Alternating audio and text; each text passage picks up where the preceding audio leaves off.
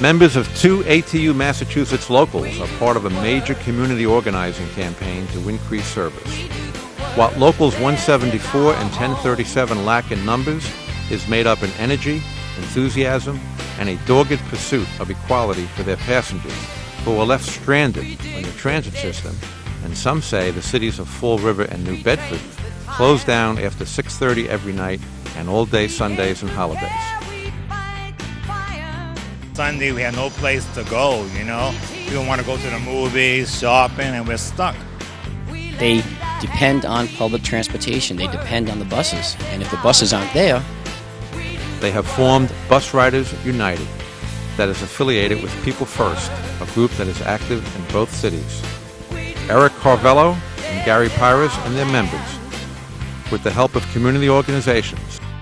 We will have an organization which has started, Bus Riders United of Southeastern Mass, and through that organization we'll have new initiatives beyond just expanded evening and weekend, but towards better service for people with disabilities and better service to reach all the employers in the area and the industrial parks and beyond. But not just that, I mean, these are our local goals. We want to be a part of statewide and national fights for better, more revenue, better funding, and just a better infrastructure, because public transportation is a right that people have, and it's something that is not what it should be.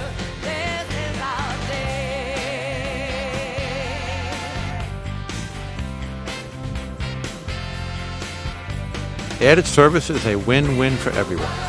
In Fall River, where the unemployment rate hit 18.3% in March, while New Bedford's rate was 15.5% that month. New service will create jobs, give the cities additional sales taxes from shoppers and diners, as well as payroll taxes from new hires.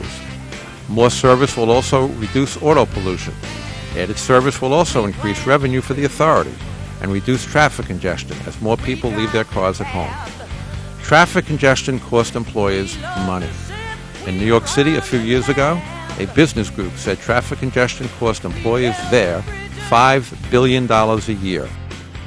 The A.T.U. locals have allies in the Greater Southeastern Massachusetts Labor Council, as well as the mayors of the two cities who control a majority of the vote on the Transit Agency Board. Both mayors have come out in favor of added service. Jim, I support Sunday service. I also support evening service. The A.T.U. presidents are lobbying business owners who will benefit from the added service, and A.T.U. members will be active in this fall's election campaign. Casey Stanton from the A.T.U. Field Mobilization Team has been working with the two locals, as well as other Massachusetts locals who see the alliances with passengers as the key to improving service. And now we get to the serious segment of this program. We are outside the home, the former home of Lizzie Borden, who, as all of America knows, gave her parents 40 whacks until they died. And what's happening with mass transit now across the country, instead of 40 whacks, they're getting 50 whacks, one for each state. All the passengers who are getting cut in their service, who are being subjected to higher fares, and the workers to lower salaries and benefits, are getting whacked every single day that the national government doesn't increase funding for mass transit. In fact, at the sign that outside this house, it says no vacancy. Apparently, you have to wait 2 years to get into this bed and breakfast. And the way things are going in Washington, that's what's going to happen to our passengers. There'll be a waiting list. Already there's no vacancies on our buses. Those of you who live in big cities especially, but everywhere in America, there are no vacancies on buses. They're overcrowded, and there's not enough weekend and Sunday service. So the way things are going, what you have to look forward to is basically the next couple of years of no vacancies on your buses. The same fate that befell Lizzie Borden and the family and everybody here in Fall River who wants to stay in this house. We just met a woman from Pennsylvania who showed up, and she was heartbroken that there was no vacancy. So she's trying to get a bus back, but I think there's no vacancy on that bus either. So this is Jim Callaghan in Fall River, Massachusetts for A.T.U. International. My name's Kim Wilson. I'm a labor educator at UMASS Dartmouth, the Labor Education Center. And tell us how you're working with the community to improve mass transit. We have worked to find a fabulous intern who's actually going on the buses and in the terminal to find out who would like to take action for better transit. So we facilitated being able to find an intern and then to work with her, to support her, come up with materials together to have expanded service. And some of the other groups you're working with are? Some include, well, the primary group is the Community Economic Development Center of Southeastern Mass. They're actually hosting the intern in their office and doing lots of work.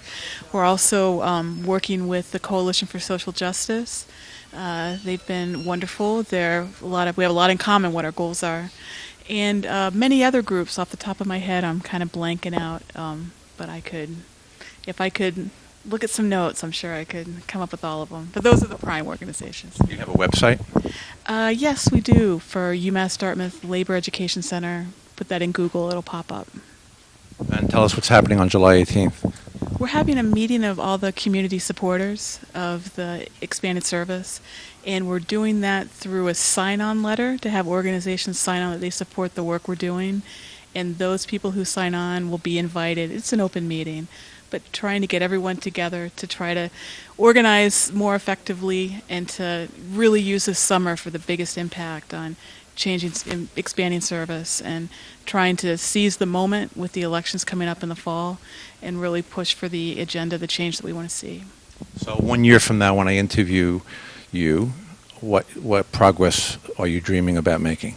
Well, we will have an organization which has started, Bus Riders United of Southeastern Mass, and through that organization we'll have new initiatives beyond just expanded evening and weekend, but towards better service for people with disabilities and better service to reach all the employers in the area and the industrial parks and beyond.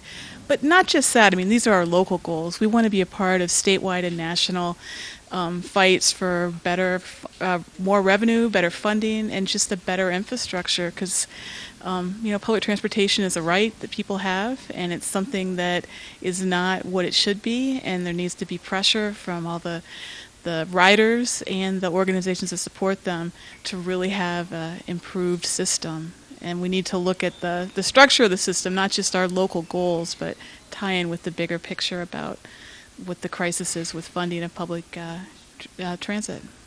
My name is Siggy Meilus, and I'm a community organizer working on transportation issues in southeastern Massachusetts. And you're spending the summer doing what exactly? I am trying to organize the bus riders who use CERTA services to push to work and fight for better services, primarily weekend and evening services. You're actually going on the buses to talk to passengers? Yes. I'm working out of the Community Economic Development Center, where we created materials to pass out to riders about the situation, about the service, how buses don't run past 6 o'clock and buses don't run on Sundays. And we've been asking them to actually get involved and sign a support card with their contact information, saying that they support an increase in bus services, and they'd actually like to, get involved when there's things going on that could improve the service. Is your goal to ride on every route in the city between now and the end of the summer? Well, ideally, yes, but I'd like to run them more than once. I'd like to talk to and see as many people as possible and talk to as many riders, not only on the buses, but in the terminals, in different community groups, at, gatherings, functions, things like that. What do they say to you? I mean, they don't know you, and you come on and you start talking. Do you make a speech, or do you go one by one? How does that work? Usually just one by one. If someone's sitting in the terminal, I'll just introduce myself to them and tell them who I am, what I'm working for, and tell them a little bit about the issue if they don't already know. But most people who are riding the bus know that it doesn't run past 6 or on Sundays, and they're very, into it. They want to see change. They want to see more buses. They want to see them running later. They want to see them on Sundays. And yeah, everyone's really excited to see that they can get involved in this and actually see something happen. So why are you doing this?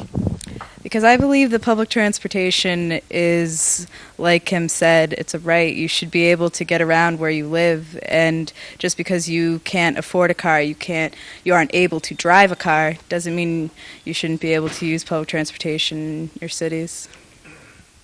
Yeah, I'm in business and I do cleaning, and there's no buses run at night. So I have to have my brother drop me off at 5 o'clock to go to Harbor, down the lawyer's office. And then I got to walk all the way up to the bus terminal and hang around. Sometimes I get the bus, or I go to eat, because you can't do nothing at night. And they should have buses that go to the beach, like Horse Neck, or there's nothing to do. Like, I'm a senior now, and there's nothing to do at night here. You know what I mean? Everything closes, and that's the problem here. So you would sign it? Yes. Sign a petition to the mayor to get I said evening service and weekend service? Yes, I would.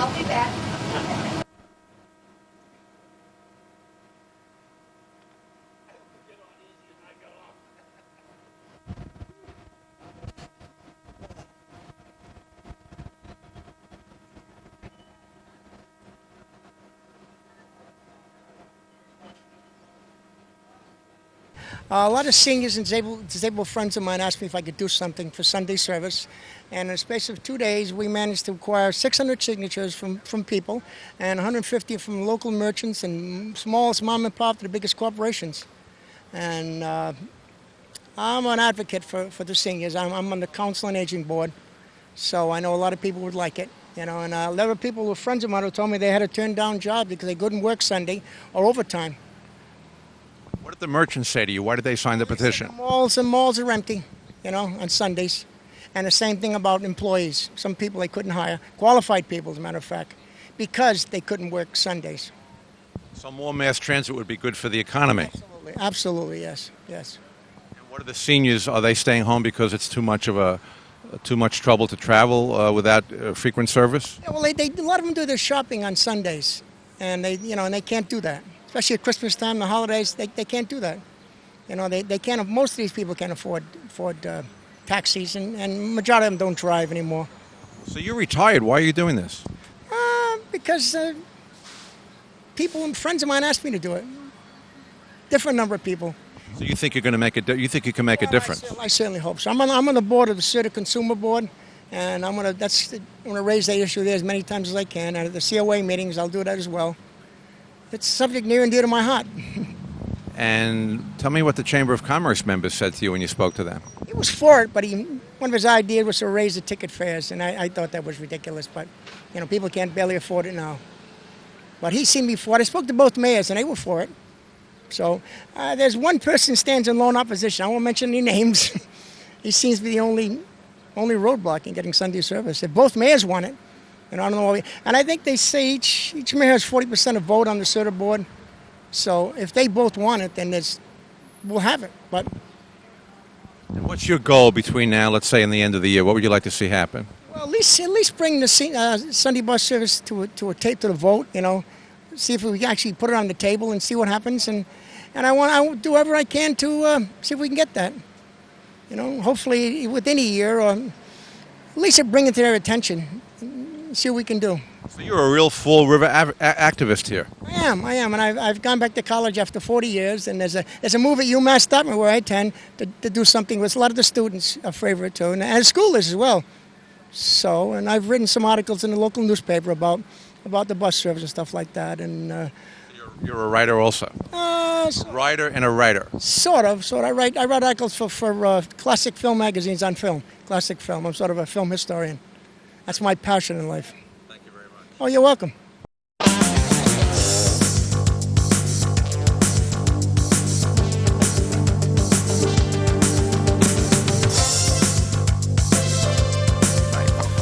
Well, what we've been trying to do is to organize the passengers with some of the other groups in New Bedford, the senior citizens, the disabled, the students out at UMass, and they formed a group called People First, and they've even hired an organizer, somebody to ride the buses all summer, to take down information and have cards signed. These folks are trying to get more service later in the evening and also on Sundays and holidays, like we used to have many years ago. And that's been what's been going on so far. And we've been in contact with CEDC, which Mayor Lang is chairman of the board. He's been helpful and supportive of those initiatives and getting the people more voice to be heard on that board. Mr. Mayor, we were riding the buses yesterday and interviewing people, and every single passenger practically said to us if there was Sunday service, they would go to shopping. So my question is, what do you hear from business leaders about adding this service, and wouldn't it be good for the economy and the environment? Well, Jim, I support Sunday service. I also support evening service. The question is the ridership going to be there? Will it have to be subsidized to a degree that it takes away from your overall service? And if not, then obviously it's going to be based on demand.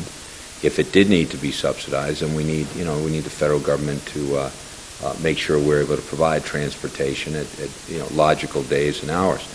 When I first took office, I heard on a regular basis from individuals, we want Sunday service.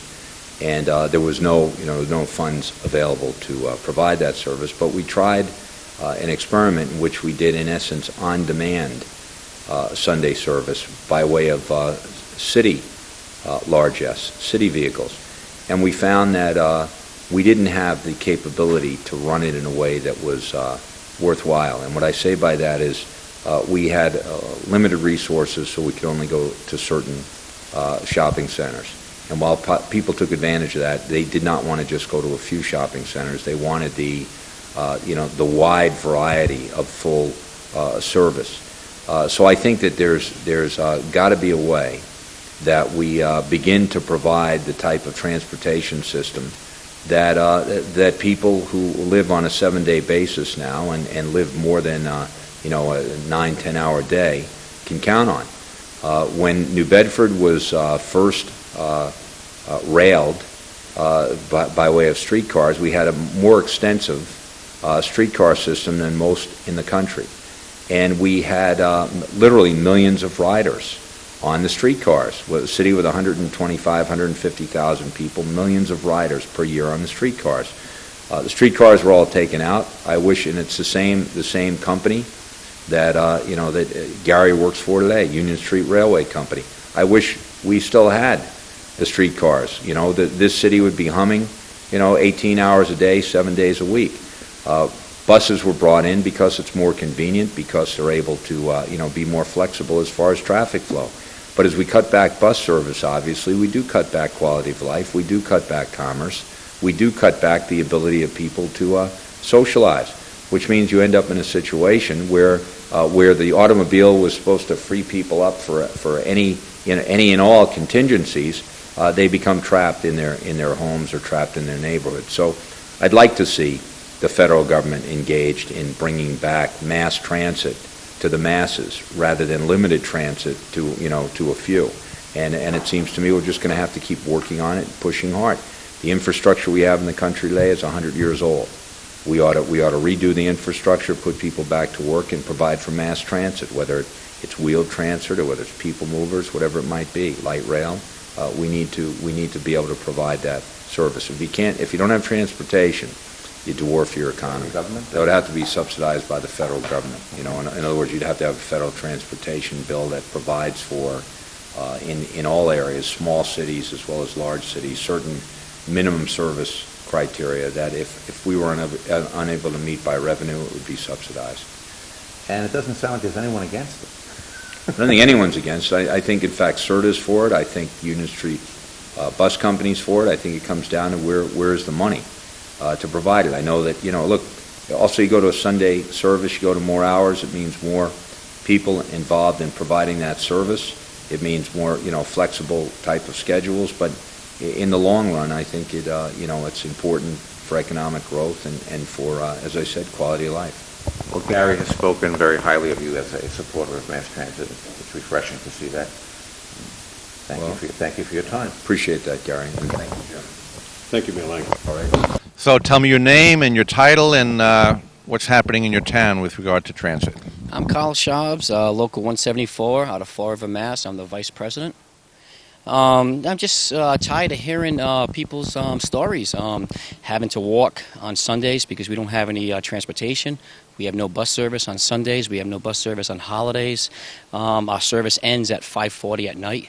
That's the last bus you can get from our depot. So people that work later than 5:40 are on their own. They have to take a cab, or walk. And we hear these stories every single day out there. It's sickening. It really is sickening when you see other cities and towns close by that have this service, and we just don't understand it. So what do you think would happen on Sundays, for example, if you had more service? What would it mean to the economy of the town? I think a lot of the stores, restaurants, they would absolutely, benefit from it. Restaurants, churches. I hear from a lot of people they can't get to church on Sunday because there is no bus service. They have to rely on family members or walk or take a cab. Restaurants, they would benefit. Any business owner in the city or in the surrounding towns would benefit from extended service, Sunday service, or holiday service. And you also carry a lot of senior citizens and students and the disabled? Absolutely, we do. That's most of our ridership, I would say. But the good news is you're doing something about it. The local is doing something about it. You're reaching out into the community. Tell us about that. We're trying to organize groups. We've actually met with a few different groups in our city and organizing them.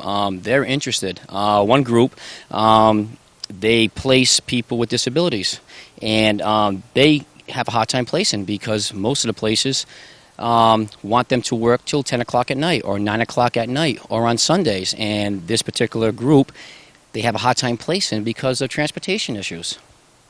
And the other thing is that the people who feel that they can't do anything about it, tell us why that's going to change because of the A.T.U. and your community partners. I know you had someone this afternoon going out and actually talking to passengers, getting signatures for the mayor and signing petitions. How is the A.T.U. going to change the idea that maybe some people think there's nothing we can do about this?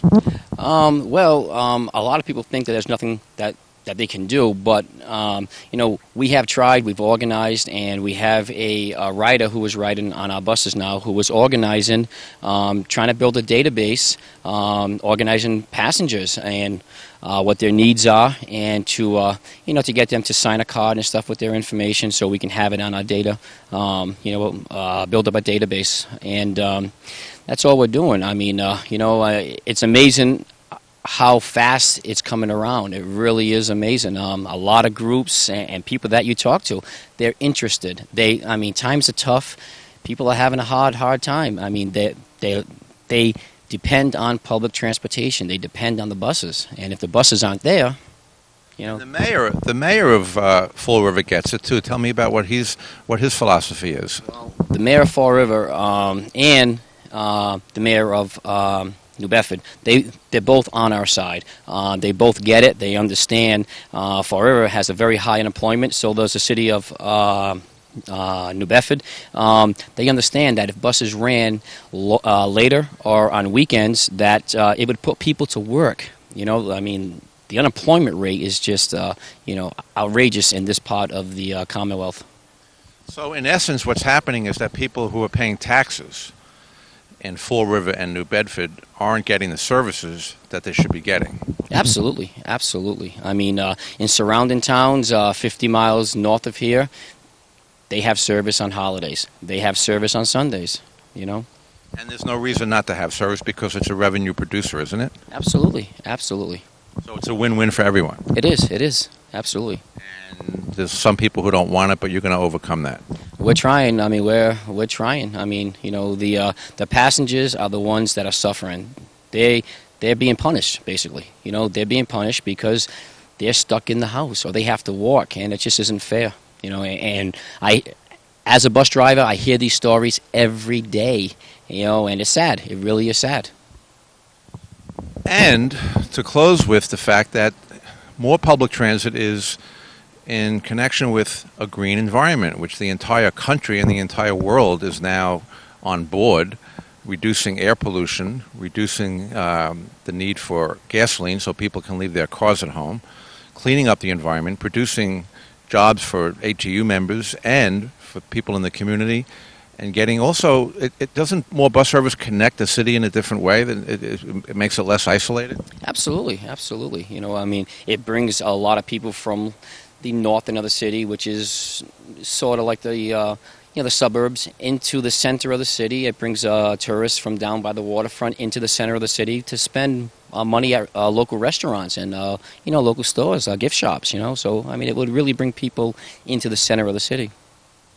Tell us your name and your position and what's happening in New Bedford, Massachusetts. Well, my name is Gary Pires, and I'm the president and business agent of Local 1037 in New Bedford, Massachusetts. And I've held that office for about 4 years now, but I've held the union office for 22 years. And tell us about your involvement with community groups and other labor unions to try to get more transit and keep New Bedford moving. Well, as you all know, a short time ago, back in November, shortly after Larry Hanley was elected, the idea came up that we have to ally ourselves more with the community.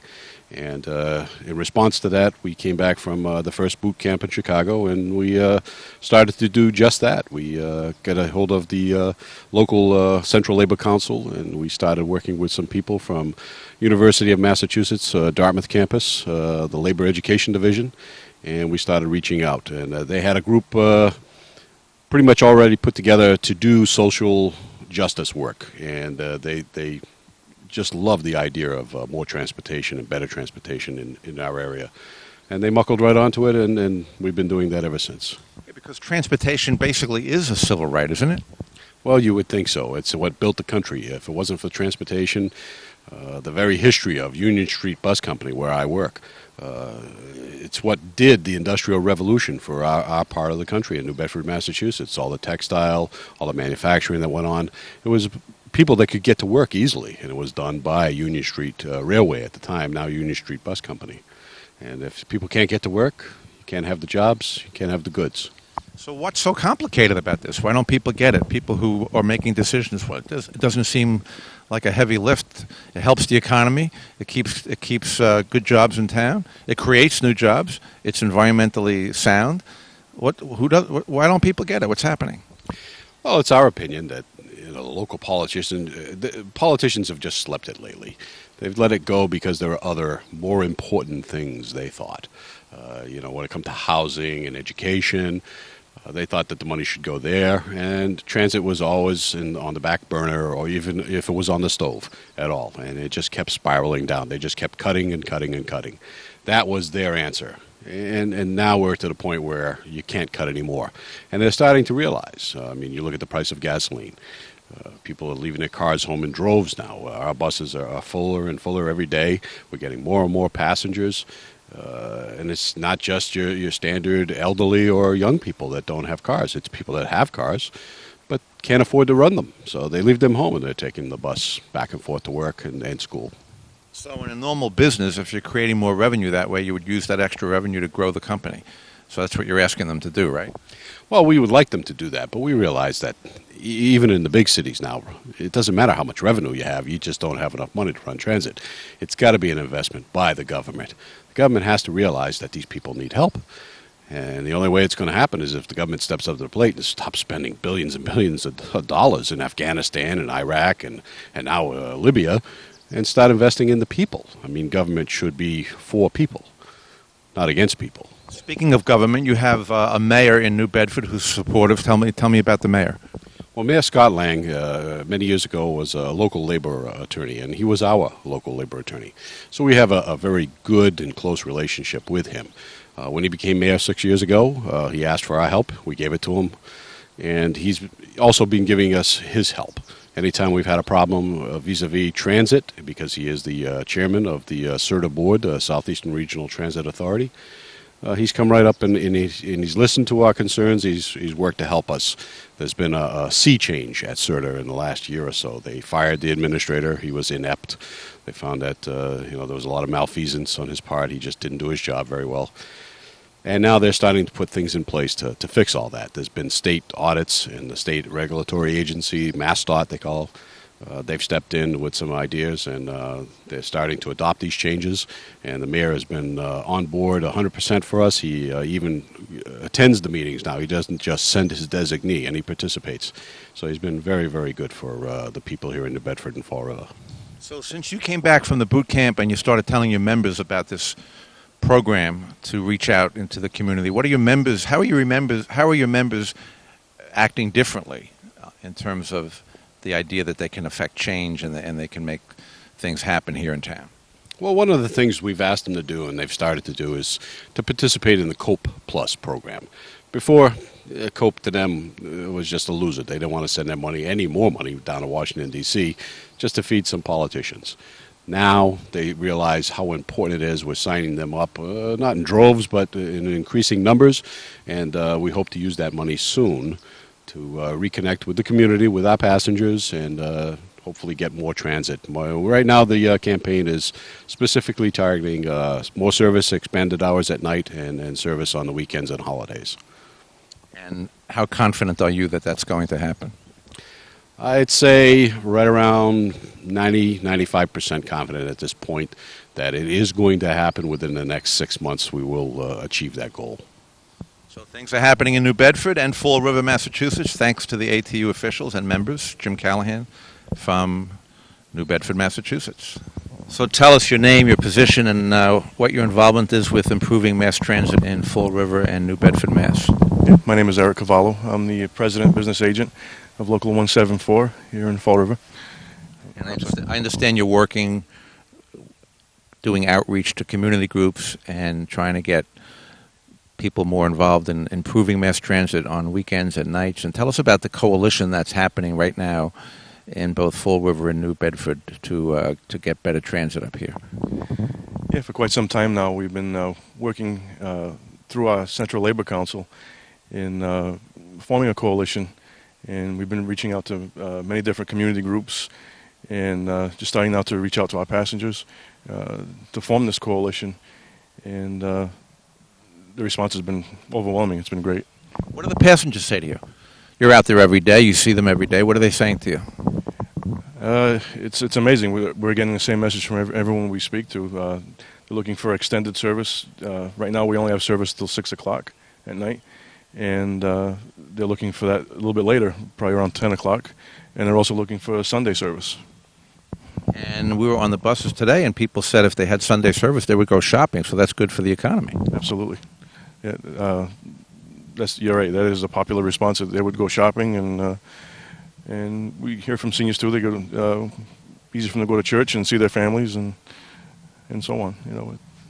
So tell us what your members are thinking about COPE Plus, whereby every dollar that's raised locally, that the International Union is going to give you another dollar, and tell us what your members are thinking about being more active and getting more involved, not just in the union, but in the larger community. We've had a very good response to COPE Plus. Even members who really weren't too sure about COPE at the beginning, it seemed like they were really interested in it because it had to do with their jobs. This was going to be a direct link into saving their jobs. You know, they've been seeing a difference since we've been forming the community coalitions, and like I said, it just really took off, and my members have been very supportive, and that's part of the fight right there, getting their support, and it makes it happen that much easier. So what do you think will happen in the next 6 months or so in town? What's your goal? Right now we're still compiling a database of our passengers. We're circulating support letters to different community organizations, and we're going to be reaching out to the business community also. And probably sometime in the fall, probably right around the primary election season or just after, we're going to be taking all that information, presenting it to the chairs of the board, which are the mayors. And explain that. The two mayors are chairs of what board, and what influence do they have on that? What is the board? The board is the board for the Southeastern Regional Transit Authority. That's the authority that operates the service here. And the mayors, they are co-chairs, and they have a weighted vote on that board.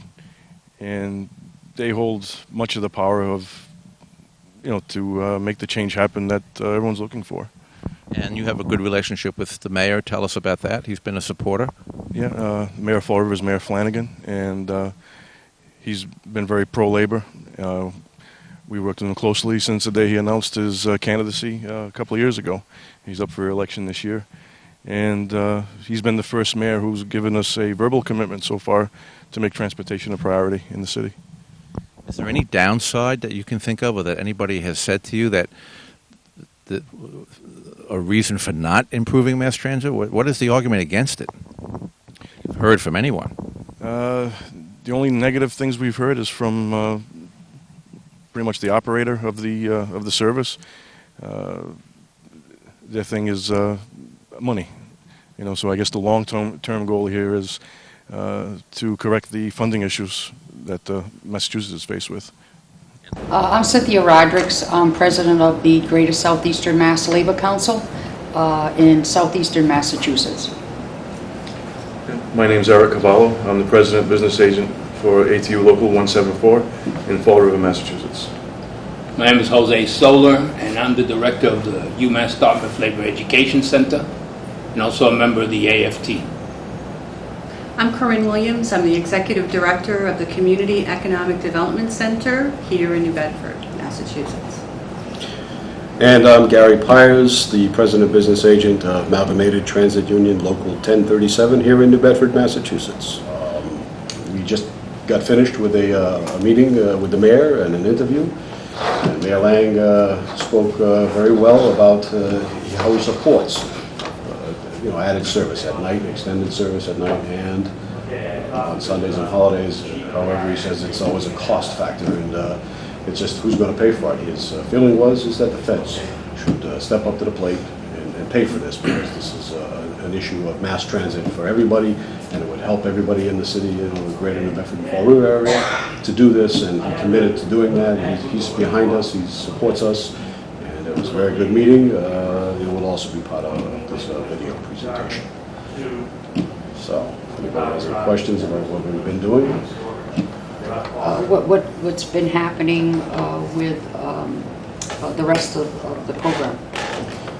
Well, these fellows came into town yesterday, and they went up to Fall River immediately. I think Eric will probably be able to tell what's going on up there. Yeah, we spent a good part of the day yesterday in Fall River, and we had our organizer, who's a part of the coalition now, as a result of the coalition. And it was the first day in Fall River for her, and she started meeting with some of the passengers at the terminal. We also took a ride on one of the bus lines, and the response was really great. People are very happy to see us out there trying to promote extended service and Sunday service. She was able to get quite a few cards signed up, and I was there today at the terminal, and there's people looking for her. They're actually leaving their names and numbers for, to connect with her. So, and we've also got some help from the ticket agent who's taking these names for us too. Yeah. Oh, that's great. What's about the night service? Were they excited if we could get night service in that because of the university and the schools and it seems like a lot of people, they want to be able to go shopping on a Sunday, and they want to just be able to go to the parents' house a little bit later, and just have that flexibility. A lot of it has been jobs. People are having a hard time connecting to work and home because the bus service is done at 6 o'clock. They need that to be a little bit later. So that's been a real popular request. I know we've heard from some of the churches that there's no Sunday service, and so they would really like to be on board with the campaign to encourage the churches to get involved. We're getting a lot of support and hearing a lot of positive things in the community about the campaign, and we've been working on a sign-on letter to get area organizations and churches and unions involved, and I think there's some real momentum, and everybody's been overwhelmingly supportive of increasing the service. So there's a real positive push, but I think what's really key is having somebody on the buses and talking to the passengers and getting the passengers hearing the voice of the bus riders. I know at the Central Labor Council meeting, everybody was really geared up for all of this. All our affiliates are very willing to work with A.T.U. and in help in any way that they can. We need the direction that you guys need to let us know what we need to do. I know that in our case, this letter that Corinne was talking about, I already talked to people. They haven't even seen the letter, and I already have a couple of people, the Boys and Girls Club in New Bedford, that want to sign on to it. It's key. I know that my program in New Bedford, the adult basic education component of my center, wants it too, because you got people there who get on the bus, get to the classes at 6, and at 8 o'clock have to take a cab home because there's no bus service. So that becomes quite expensive to further your education, to learn English or to get your GED. So I think it's a key issue. I think this is an issue that's a winner. I mean, we even talked to the new mayoral candidates, right. And one of them is already on board, if I'm not mistaken, that said that he supported the Sunday and the extended hours during the week. I think this is a key issue. He's willing to work with us. When we did the interviews, he was really willing to work with us and get involved.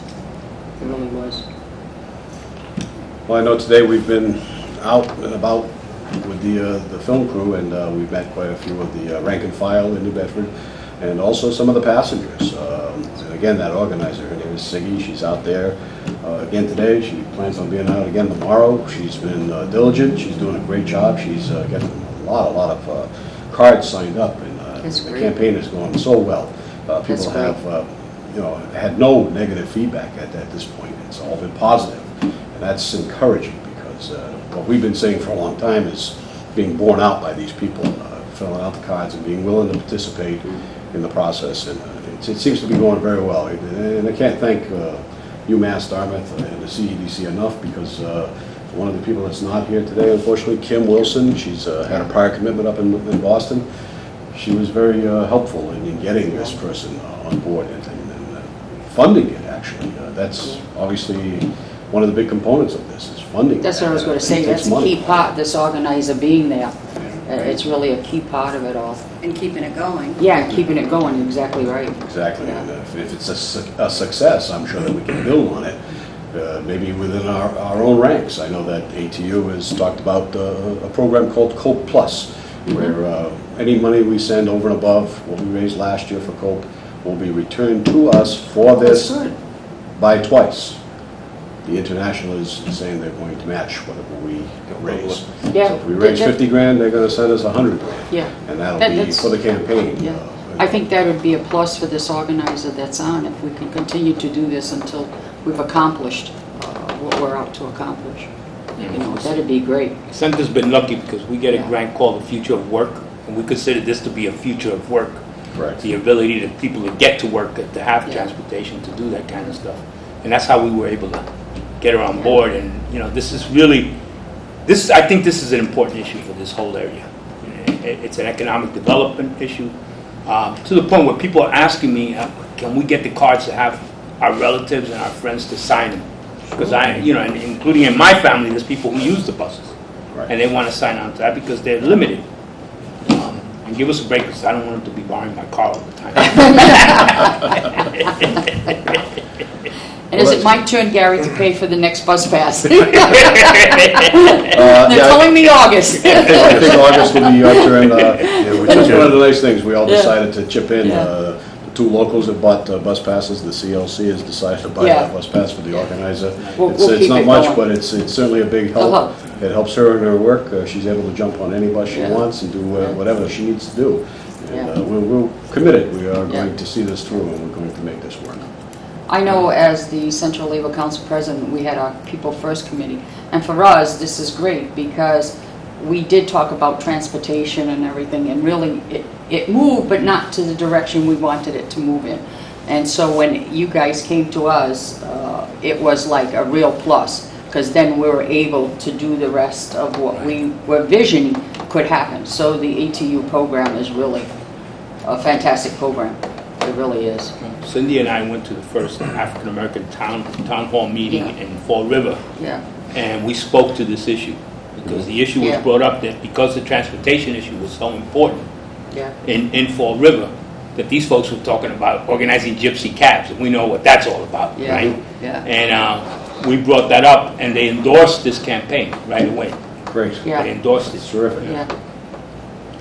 We're also working working with the Workforce Investment Board, and that's a key concern, where people have to go on job interviews, have to look for work, but transportation is always the key issue. And so there's so many people concerned about jobs and workforce development issues that we're hoping to get sign-ons from not just local organizations, but the private sector as well, big employers, to step on board as well. I think that's one of the key components is employment. Eric can tell the story about when we visited Townhouse organization up in Fall River, and we were very well received. If you want to talk about that. Townhouse in Purchase Street in Fall River. They're a group organization that services people who, probably down in their luck. They're in a transitional time in their life, and part of that program is finding jobs for these people. And again, one of the first things we found out immediately with the group meeting we had with them is they can't place them in jobs because they need to work past 6 o'clock. And they just can't accept the work. The work is there, but they can't accept it. And to us, that's just unacceptable. And as a result from that meeting, in forming that connection, meeting we had with the mayor in Fall River, we brought that group organizer with us, and we had a meeting with the mayor. And it wasn't about union issues. It was about how transportation is going to help the economic development. It's going to help people get to work. And luckily, the mayor of Fall River got that, and he's committed to transportation. And we're hoping to meet with him real soon again. But again, to touch on a little bit what Cindy said, I urge all locals to start talking to your CLCs and to other groups. And you can't assume that everyone knows who the players are in your transportation system. That's one thing we found out early on, that people didn't know what direction to go in. They want to see the change, they want to make the change, but they didn't know who the powers were. And working together, we were able to figure that out and where the efforts need to be at that particular time. And it's always someone, and they say, oh, I know someone from this community group, and so everyone knows someone in the community. So that's a good direction to go in, because it starts bringing in everybody else. And like you said, transportation touches so many different levels and so many different issues, and so it's a great way to build a coalition. Yeah. Well, we know that the A.T.U. has been committed to doing this. We've had problems in the past, and it's been across the country and here in our own backyard. Back in '94, we had big layoffs. We didn't know what to do. We went around to the politicians, we signed petitions, the writers didn't know how to organize, and unfortunately we tried doing this all on our own, like in an isolation, and it just didn't work. They refused. They still balanced the books. They made the cuts. And it was too bad. It just didn't work. But we realize now that the way it's going to work is if we all get together and we all do this. It's got to be all the A.T.U. locals across the country doing the same thing, organizing the writers, getting the people up and giving them the voice. And once we do that, we should be able to convince the politicians to back mass transit. And you'd be surprised, our other brothers and sisters in different labor unions are more than willing to step up if they're just asked, hey, we need help. So I know they're more than willing to do that. And we're very lucky in this area. We really are. Yeah, they've been very supportive. I know on the CLC, all of the different locals, whether it be the nurses, the teachers, the building trades, they've all been behind our effort, and they're very encouraging. Some of the A.T.U. locals just need to go to the Central Labor Council, ask for 5 minutes to speak at the Central Labor Council, let them know what you're doing, what your union program is about, and I'm pretty sure that you'll be able to do that. And we're also talking about some outreach into the community. We have 5 senior centers in New Bedford that have seniors that come in for lunch and different activities, and I'm sure they would be supportive of the campaign. We hear about seniors who can't get to the hospital for visits on Sundays, and how to extend the services. I'm sure there'd be a lot of support. We were just talking about that not too long ago. Yeah. About the senior issue also, going to church, and exactly what you said. Finally been able to make a connection with someone from the Council on Aging for Fall River. Good. I've got a contact name and phone number. We're going to be reaching out to them because I think the seniors are going to be a key. And I'm looking forward to working with them. Yeah, I think you'll find it a good group. Yeah, they're very boisterous, Eric. Oh, yeah. So you'll be fine. Another key group that I think we're going to be dealing with in a week or so is the youth. they have their third eye open on the 16th. Yeah. We've taken out an ad in their thing about the transportation issue. Maybe go there and get some card Yeah, signs, and 'cause that's also a I big think thing. that we're going to have a table there, aren't we, or something like that, Gary? We had Wasn't talked that about having somebody- the table yeah, at the, table there, Third we Eye can hand out Yeah. these cards. Yeah. I mean, these are kids that are Yeah. constantly told you need to have a job, you can't be out in the street all the time. Well, how are they going to get to their jobs and back at home? I mean, most of these Yeah. kids are going to get jobs in places like a mall Yeah. or something like that, and they don't have no way of getting there or getting home. I mean, that's a key thing. And I think that's a key group. If we can also get them on our side, that'll be add more energy to our effort here. And we hear that from one of the other folks, fellas here at the CLC, Sonny, who telling us about somebody in his family that works at the Burger King at Yeah, night that's right. over in a neighboring town, and they get it there on the bus, but at 10, 11 o'clock at night when they Can't get close, back. they have no way of getting home, and that's a Yeah. shame. That's just wrong. Yeah. I know we work with a lot of students. There's a big push at UMass Dartmouth for students to be involved in community service, to come into the community. We have over 38 students that come in every tax season to do tax preparation for free at our offices. But the kids can get down to our office, but if it's after 6 o'clock, they can't get back to campus. So it's a big problem, and there is a big push on the community service, and it's affecting these students as well. Yeah. So we're here trying to get the towns of New Bedford and Fall River to add Sunday service and more night service. What do you think that would do for the town? That would be a great idea, because on Sunday we have no place to go, you know. People want to go to the movies, shopping, and we're stuck. A lot of seniors and disabled friends of mine asked me if I could do something for Sunday service. And in the space of 2 days, we managed to acquire 600 signatures from people and 150 from local merchants and smallest mom and pop to the biggest corporations. And I'm an advocate for the seniors. I'm on the Council on Aging Board, so I know a lot of people would like it. You know, and a lot of people who friends of mine who told me they had to turn down jobs because they couldn't work Sunday or overtime. What did the merchants say to you? Why did they sign the petition? Malls are empty, you know, on Sundays. And the same thing about employees. Some people they couldn't hire, qualified people, as a matter of fact, because they couldn't work Sundays. So more mass transit would be good for the economy. Absolutely, yes. And what are the seniors? Are they staying home because it's too much trouble to travel without frequent service? Yeah, well, a lot of them do their shopping on Sundays, and they can't do that. Especially at Christmas time, the holidays, they can't do that. You know, they can't. Most of these people can't afford taxis, and majority of them don't drive anymore. So you're retired. Why are you doing this? Because people and friends of mine asked me to do it. Different number of people. So you think you're going to make you think you can make a difference? I certainly hope so. I'm on the board of the CEDC Consumer Board, and I'm going to raise that issue there as many times as I can. And at the COA meetings, I'll do that as well. It's a subject near and dear to my heart. And tell me what the Chamber of Commerce members said to you when you spoke to them. He was for it, but one of his ideas was to raise the ticket fares, and I thought that was ridiculous. But, you know, people can't barely afford it now. But he seemed to be for it. I spoke to both mayors, and they were for it. So there's one person stands in lone opposition. I won't mention any names. He seems to be the only roadblock in getting Sunday service. If both mayors want it, and I don't know. And I think they say each mayor has 40% of vote on the CEDC board. So if they both want it, then we'll have it. But and what's your goal between now, let's say, and the end of the year? What would you like to see happen? Well, at least bring the Sunday bus service to a tape to the vote. You know, see if we can actually put it on the table and see what happens. And I will do whatever I can to see if we can get that. You know, hopefully within a year, or at least bring it to their attention. See what we can do. So you're a real Fall River activist here. I am, and I've gone back to college after 40 years, and there's a move at UMASS Dartmouth where I attend to do something with a lot of the students are favor it too, and the school is as well.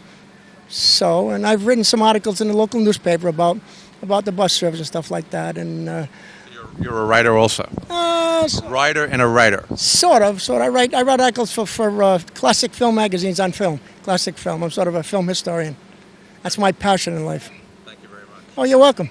So the union here is trying to get more service on weekends and extended service at night. What do your passengers think about that? They all agree they want it. people are saying that they could get a job, but they can't get the job because we don't have late enough service or weekend service. So I think it would be good for them. I think we would get more passengers if we actually extend service. So it would be good for the economy of the town, right? Absolutely. Let me ask you this question. Have you noticed at all an increase in ridership as the gasoline prices go up? Yes, I have. It's not where I feel think it should be, but yes, I have seen some increased ridership, but I would have felt that would have been a lot more. But there are some people who are leaving their cars home. Oh yes, and I've heard it from people saying that we're taking the buses. They're taking the transit buses now because they need it. So I understand the mayor is with you, and the mayor of Fall River was with the union in terms of getting more service. Is that a good sign, and do you think that'll happen? I believe it's a good sign that they're trying to help the city out and to get the more service, and I hope they're with us. You know what I mean? My name is Susan DeShanes, and I've been driving for 25 years. So you remember that when there was Sunday service. Tell us. Yes, I do. Tell us what the difference is. I was a Sunday driver for years when there was Sunday service, and a lot of people, all three buses, especially the demand response buses, were out, and all three buses were full on Sundays. Nursing homes, church, dinner after church. Sometimes one individual would use the service 3 times in just that day. So they would go out to a restaurant for dinner. They'd go to church, then they'd go to the restaurant, then they'd go to their relatives, or we'd take someone from the nursing home to visit the family for the day and then pick them up later, and they really used it. Tell us how important it is for the members to get involved beyond just going to the union meetings. Well, union involvement's always been very important to me. I came in here a union believer. My father was a lifelong bus driver. He was also president of the local for a number of years. So I've attended union meetings from day one.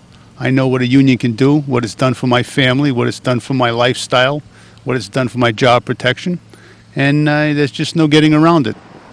That's just the way I look at it. That's the way I've always looked at it. That's why I'm a long-time contributor to COPE, and I've never begrudged paying my union dues. It's been a great investment.